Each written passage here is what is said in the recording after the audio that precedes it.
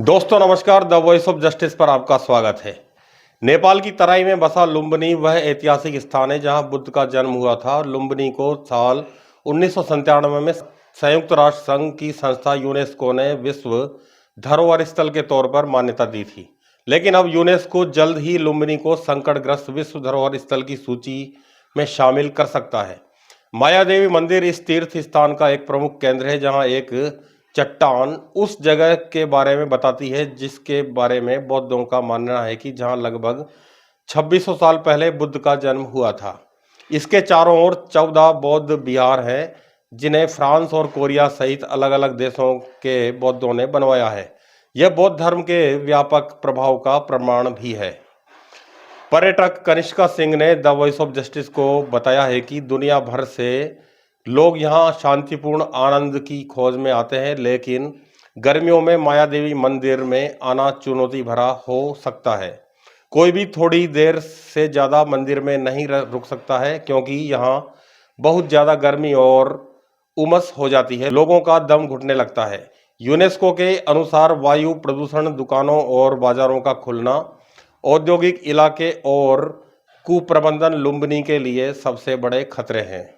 लेकिन यूनेस्को ने इस प्रसिद्ध स्थान के जीर्णोद्धार के लिए नेपाल की ओर समय देने का फैसला किया है। इसे सहेजने के लिए जो जरूरी काम है उन्हें 1 फरवरी तक पूरा करने के लिए कहा गया है। टपकती छतें, वायु प्रदूषण और मुरझाए पौधे। हर साल इस पवित्र जगह पर लगभग 10 लाख लोग आते हैं, लेकिन कई लोगों ने कहा है कि वे पास में कारखाने वाले इलाकों से आती प्रदूषित हवा, कूड़े कचरे की दुर्गंध और पानी से लबालब बगीचों में बेतरतीबी से बढ़ी हुई झाड़ियों की वजह से निराश होते हैं। भारत से आए एक पर्यटक कनिष्का सिंह ने जस्टिस न्यूज से कहा कि अधिकारियों को पर्यटकों के लिए नक्शे और जानकारी भी मुहैया करानी चाहिए। हम बिना किसी जानकारी के बस एक दूसरे जगह भाग रहे हैं।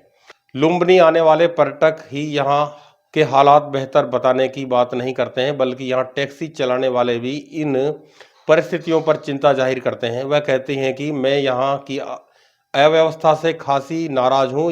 यहाँ चारों ओर बिखरे कचरे को देखिए, मंदिर की छत से पानी टपकता है और जमीन से भी पानी निकलता है। इस वजह से मंदिर की प्राचीन ईंटों पर काई लग गई है। यहाँ तक कि पिछले साल संयुक्त राष्ट्र संघ महासचिव एंटोनियो गुटेरेस ने जो पौधे यहाँ लगाए थे वे भी मुरझा चुके हैं। माया देवी मंदिर के अंदर और इसके आसपास पानी घुसने से यहाँ का वातावरण नम हो गया है, जिससे इस पुरातात्विक महत्व वाली जगह को नुकसान पहुंच रहा है। ये वो बड़ा कारण है जिसे देखते हुए यूनेस्को ने इस जगह को संकटग्रस्त धरोहरों की सूची में डालने का सुझाव दिया है। लेकिन उन्हें यह भी चिंता है कि इससे यहाँ की बड़ी परियोजना और व्यापक स्तर पर होने वाले पर्यटन पर असर होगा, जिससे मंदिर भी प्रभावित हो सकता है। साल 2022 में माया देवी मंदिर में केवल 2 किलोमीटर दूर 5000 लोगों की क्षमता वाला एक ध्यान केंद्र और मेमोरियल हॉल खुला है। यूनेस्को ने इस प्रोजेक्ट से माया देवी मंदिर की आउटस्टैंडिंग वैल्यू OUV पर बुरा प्रभाव पड़ने की आशंका व्यक्त की है।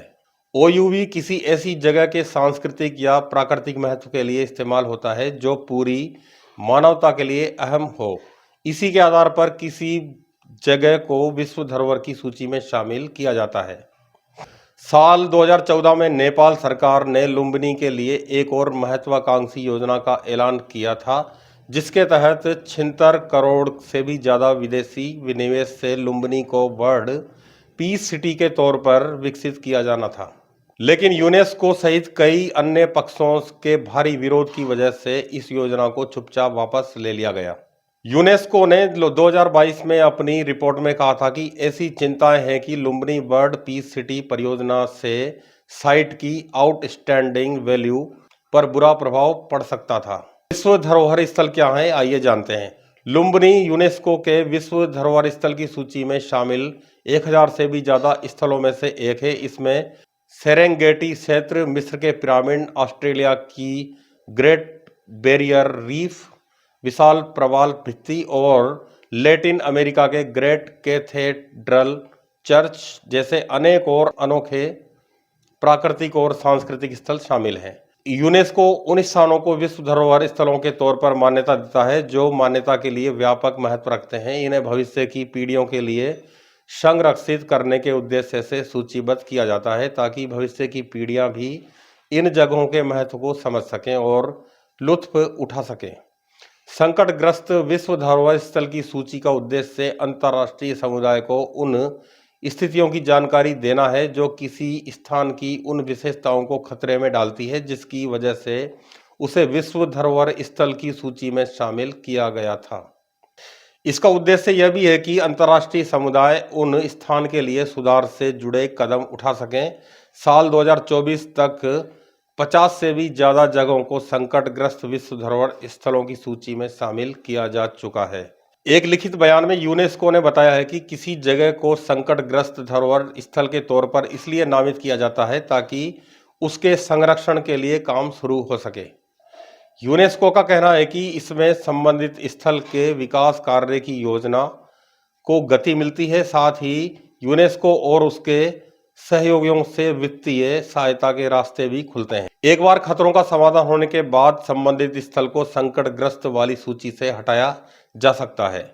लुम्बिनी परिसर के भीतर राजकीय बौद्ध मठ के मुख्य पुजारी सागर धम्मा के अनुसार लुम्बिनी को संकटग्रस्त विश्व धरोहर स्थल की सूची में डालना सबसे खराब स्थिति होगी। सागर धम्मा ने कहा कि यह दुनिया के 50 करोड़ से भी ज़्यादा बौद्धों के लिए शर्मनाक होगा कि उनके आध्यात्मिक गुरु की जन्मभूमि को संकटग्रस्त धरोहर स्थल की सूची में शामिल कर दिया जाए। लेकिन संकटग्रस्त धरोहर स्थल की सूची में शामिल होने का यह मतलब नहीं है कि लुम्बिनी को विश्व धरोहर स्थल की सूची से हटा दिया जाएगा। यूनेस्को ने लिखित बयान में कहा है कि स्थल को तभी विश्व धरोहर स्थल की सूची से हटाया जाता है जब उसकी आउटस्टैंडिंग वैल्यू यानी OUV खत्म हो जाती है। हालांकि यह एक बहुत दुर्लभ स्थिति है। 1972 के बाद केवल 3 स्थानों के साथ ऐसा किया गया है। अब जानते हैं कि लुम्बिनी में स्थितियां कैसे बिगड़ी हैं। साल 1978 में संयुक्त राष्ट्र और नेपाल सरकार ने लुम्बिनी के विकास की योजना को मंजूरी दी थी, जिसमें माया देवी का मंदिर, जीर्णोद्धार, मठों के संचालन के लिए अलग क्षेत्र का निर्माण और पास में एक नए गांव को बसाना शामिल था।